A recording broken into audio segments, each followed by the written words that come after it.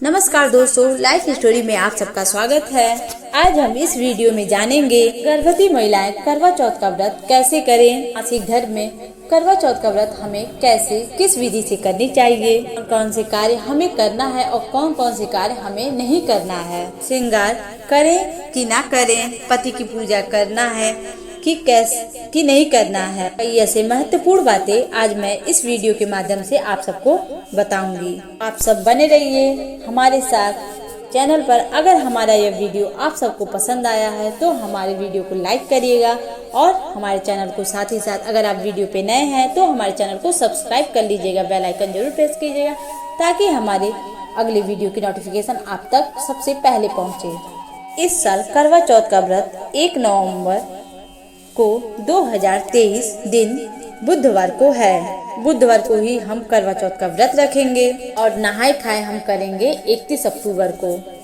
दिन मंगलवार को। बहुत सारी महिलाएं जो गर्भवती हैं वह सोच रही होंगी कि करवा चौथ का व्रत कैसे करें, क्योंकि खाली पेट से एसिडिटी बनने का थोड़ा सा चांस रहेगा। सारे लोग तो वैसे रह भी लेते हैं। अगर आप सोच रहे हैं कि फलाहार व्रत रहने के लिए करवा चौथ तो नहीं रहना चाहिए, क्योंकि करवा चौथ और माघ के चौथ व्रत जो होता है यह दोनों सेम ही है। उस माघ के चौथ में पुत्र की लंबी आयु और पुत्र की प्राप्ति के लिए वो व्रत रहा जाता है। करवा चौथ पतियों की व्रत के लिए रहा जाता है। बहुत जगह राज्यों में ऐसा माना जाता है कि करवा चौथ लोग अपने बच्चों के लिए रहते हैं, तो कोई बात नहीं, जैसे जहाँ मतलब होता है वैसे ही उस हिसाब से लोग मनाते हैं। सब व्रत केवल 12-14 घंटे का होता है। चंद्रदेव को अर्घ्य देने के तुरंत बाद ही हम पानी का सेवन ग्रहण कर सकते हैं। जो गर्भवती महिलाएं हैं वह व्रत रहने से पहले ही एक दिन पहले ही, जिस दिन नहाए खाए के दिन ही रात्रि में नारियल का पानी का सेवन कर लेंगी, जिससे उन्हें गैस एसिडिटी की प्रॉब्लम नहीं होगी और वो उनका व्रत आराम से हो भी जाएगा। तो आप प्लीज सबसे निवेदन है कि आप व्रत में फलाहार न रहें, वह आपका व्रत टूटा हुआ माना जाएगा और उस व्रत का प्रभाव गलत पड़ सकता है। तो इसलिए वैसा गलती आप बिल्कुल भी ना करिएगा। वैसे भी ये व्रत आपको 12-13 घंटे की बात है, उसके बाद तो आप खा पी सकते हैं। तो इसलिए आप जिस तरह बता रहे हैं तो उसी तरह रहिएगा। आपको बहुत सारे लोग वीडियो में ये भी बता रहे हैं कि अगर आपको कोई क्रिटिकल हो तो आप फलाहार रह सकते हैं, लेकिन वो व्रत आपका मान्य नहीं है। तो इसलिए आप कोशिश कीजिएगा, नहीं रह पानी तो ठीक है, छोड़ दीजिएगा, भगवान सब देख रहे हैं। लेकिन जानकर भी अंधविश्वास, ये जानकर भी आप गलत कार्य से व्रत छोड़ना वो ठीक है, लेकिन जानकर आप फलाहार व्रत रहें तो वो आपका व्रत पूर्ण नहीं माना जाएगा। तो इसलिए आप ऐसा ना करिएगा।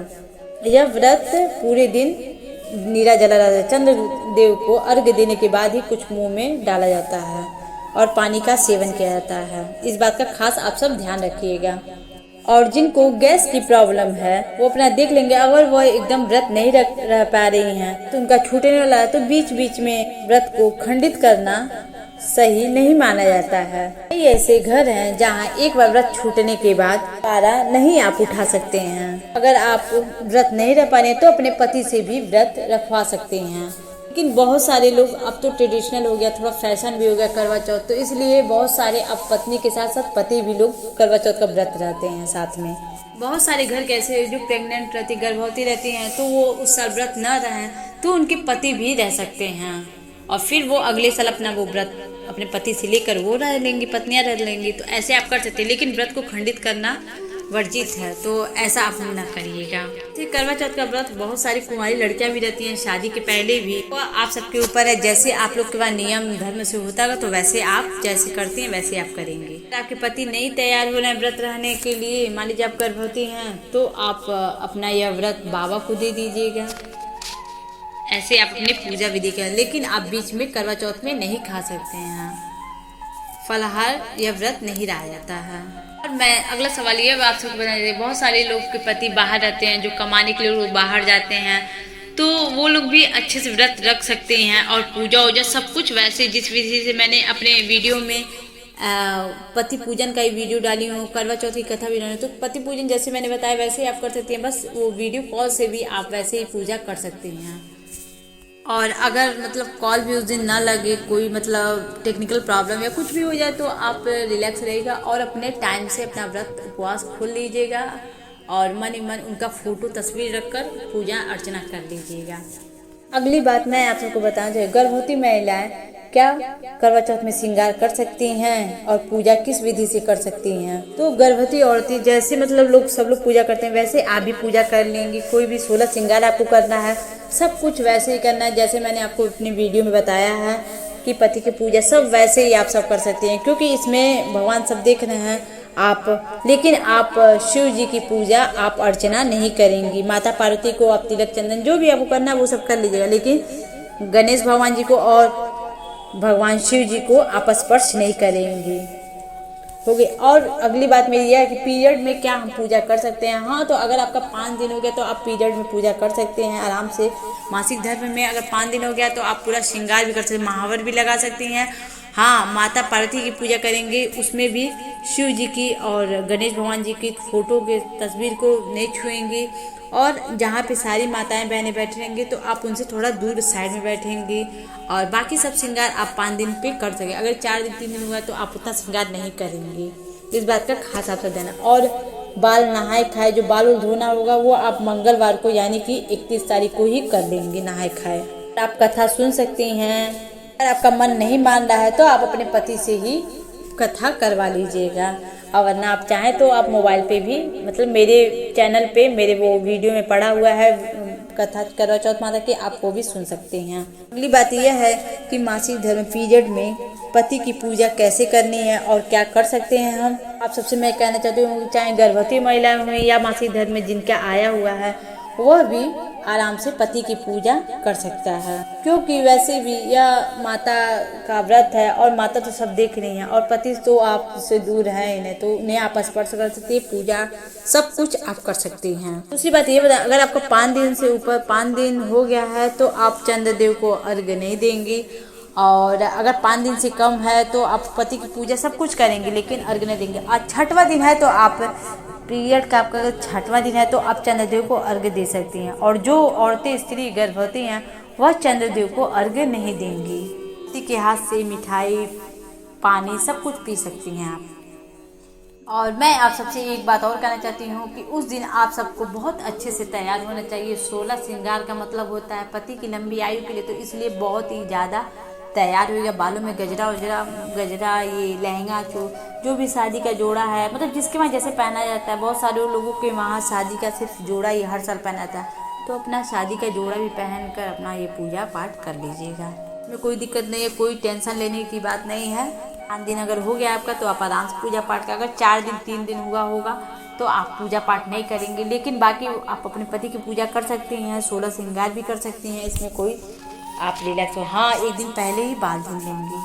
और अगली बात यह कर सकती हूँ कि इस साल आप सबको पता है साल 2023 में मलमास लगा था 2 मास, और तो इसलिए आप अगर जिनका नया व्रत है तो वो नया व्रत नहीं उठा सकती हैं।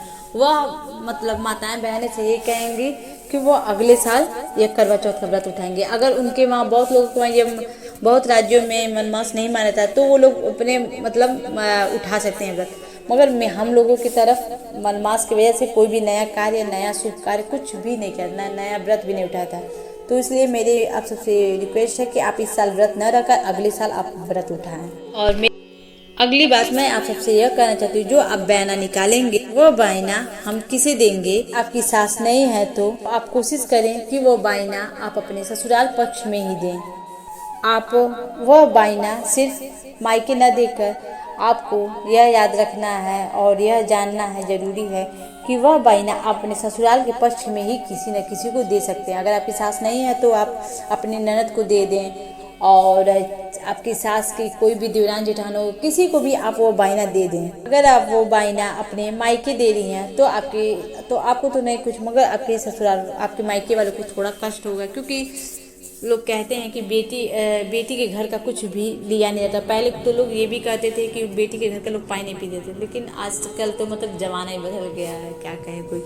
लेकिन आप लोग कोशिश कीजिएगा वह बायना जो भी है अपने ससुराल पक्ष को ही दें, किसी को भी दे दीजिएगा। कोई रिश्तेदारी में आपके पति के कोई भी रिलेटिव में होगा, आप उन्हें वह बायना दे सकते हैं। और व्रत के दिन यानी कि रात को जब अर्घ्य दे सकते हैं तो आपके घर जो भी मतलब जिसके वहाँ जो बनता है और वो भोजन वो कर सकता है, नमक वाला हुआ चाहे मीठा हुआ, सब कुछ आप खा सकते हैं, कोई है। बस ये आपको बिना लहसुन प्याज वाली वो जो भी खा बनाएंगे आप बिना लहसुन प्याज वाले, उसमें लहसुन प्याज नहीं डालना है, जो भी खाना आप बनाएं।